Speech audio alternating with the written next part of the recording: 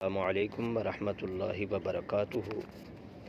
آج ہم بات کریں گے ضعف اشتہا کے متعلق کہ ضعف اشتہا کیا ہے اور اس کا علاج کیا ہے، اس کی علامات کیا ہیں۔ تفصیلی گفتگو انشاءاللہ اس پر کریں گے اور انشاءاللہ بہت مفید گفتگو ہوگی۔ سب سے پہلے تو یہ سمجھ لیں کہ ضعف اشتہا کیا ہے۔ طبی طور پر ہم اس کو ضعف اشتہا کہتے ہیں، اور آسان الفاظ میں یوں سمجھیں کہ بھوک کا مر جانا۔ اس کو سقوط اشتہا بھی کہا جاتا ہے۔ اس مرض کے اسباب یہ ہیں کہ بدہضمی کا ہونا، معدے کی کمزوری، کثرت شراب خوری، یا زیادہ کثرت طعام زیادہ کھانے کی وجہ سے، خصوصاً مرغن غذائیں کھانے کی وجہ سے بھی ایسا ہوتا ہے، اور زیادہ کھانے کی وجہ سے بھی ایسا ہوتا ہے، یا یہ ہوتا ہے کہ سوزش معدہ جو ہے نا، اس میں سوزش ہو جاتی ہے، اس کی وجہ سے بھی اشتہا کی یعنی بھوک کی کمی واقع ہو جاتی ہے۔ یا ایک وجہ اس کی زخم معدہ بھی ہے، معدے میں زخم ہو تو اس کی وجہ سے بھی ایسا ہوتا ہے۔ چنانچہ بھوک نہ لگنا اکثر امراض میں یہ بہت خطرناک سمجھا جاتا ہے۔ یعنی ایک تو بندہ مرض کی وجہ سے کمزوری کا شکار ہو رہا ہے، اور دوسرا بھوک نہ لگنے کی وجہ سے کمزوری کا شکار ہو رہا ہے۔ چنانچہ سوزش معدہ جب باقی بیماریوں کے ساتھ مل جاتا ہے نا، سوزش معدہ بھی ہو اور بھی امراض ہوں، تو اس کی وجہ سے بھی بھوک صحیح نہیں لگتی۔ سوزش معدہ میں بھوک نہ لگنے کی شکایت مریض کو جب زیادہ سوزش معدہ ہو جاتی ہے، یعنی ایک ہے سوزش معدہ نارمل، ایک بہت زیادہ سوزش معدہ ہو جائے، تو اس کی وجہ سے پھر مریض کو بھوک نہیں لگتی، بلکہ مریض کو کھانے سے بھی نفرت ہو جاتی، کھانے پینے کی اشیاء سے نفرت ہو جاتی ہے۔ وہ کسی قسم کی چیز جو ہے نا وہ کھانا پسند ہی نہیں کرتا۔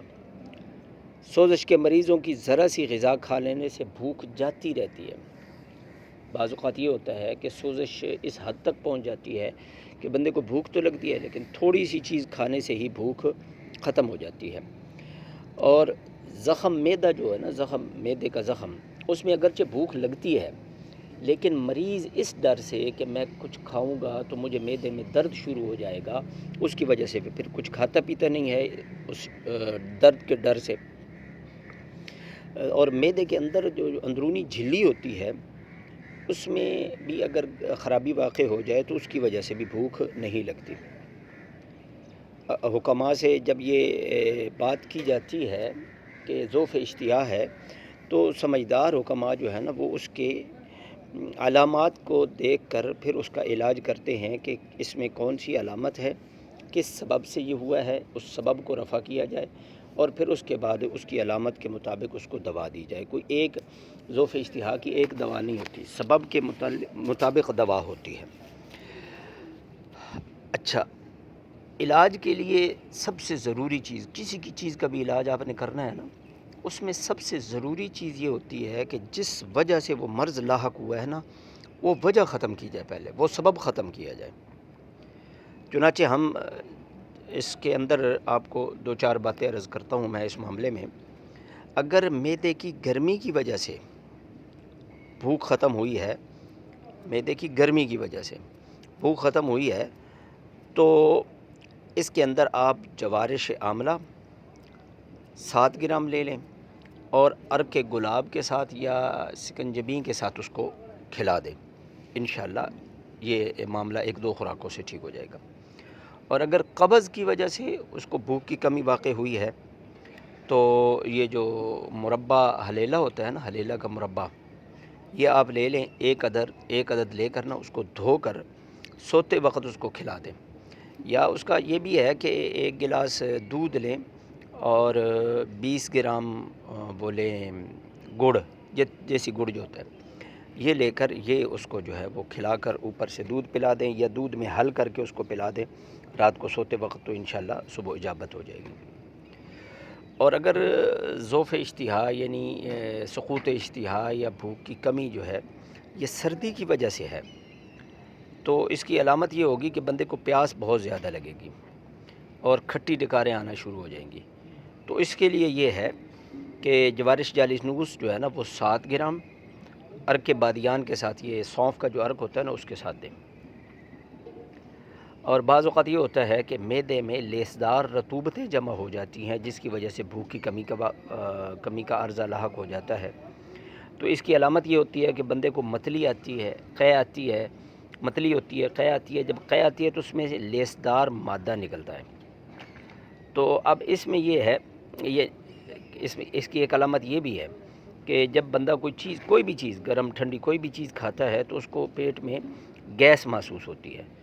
تو ایسی حالت میں سب سے پہلے یہ ہے کہ اندر سے نا وہ جو لیسدار رطوبتیں ہیں نا وہ خارج کرنی پڑیں گی، اور اس کا طریقہ یہ ہے کہ آپ پانی کے اندر نمک ملا کے نا وہ مریض کو پلائیں، اس کو قے آئے گی تو وہ رطوبتیں ساری خارج ہو جائیں گی۔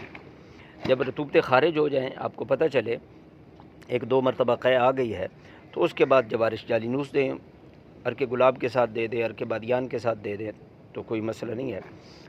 بہرحال جوارش جالینوس جو ہے نا یہ معدے کے امراض کے لیے بہترین چیز ہے۔ اور ایک نسخہ بھی میں عرض کر دیتا ہوں اس کے لیے، ذوف اشتہا یا بھوک کی کمی کے لیے: زنجبیل 10 گرام، زیرہ سفید 10 گرام، تربت سفید 10 گرام، اور زیرہ سیاہ یہ 6 گرام، پوست ہلیلا زرد، یعنی زرد جو ہلیلا ہے نا اس کا چھلکا لینا ہے، وہ بھی 6 گرام، اور پوست بلیلے کا چھلکا یہ بھی 6 گرام، اور نمک لاہوری کالا نمک جو ہے یہ استعمال کر لیں، یہ سب سے بہتر ہے۔ تو ان سب چیزوں کو نا پیس کر اچھی طرح ان کو چھان لیں اور اس کا صفوف بن جائے گا۔ اب اس کی خوراک یہ ہے کہ 6 گرام سے 9 گرام تک صبح دوپہر شام دیں۔ شروع میں چند دن صبح دوپہر شام دیں، اس کے بعد صبح شام دیں۔ یہ دوا جو ہے نا تقریباً 14 دن استعمال کروائیں، 21 دن تک ہو جائے تو زیادہ بہتر ہے تاکہ سرے سے جان اس کی چھوٹ جائے۔ ٹھیک ہے جی، دعاؤں میں مجھ سمیت پوری امت کو یاد رکھیے گا۔ السلام علیکم ورحمۃ اللہ وبرکاتہ۔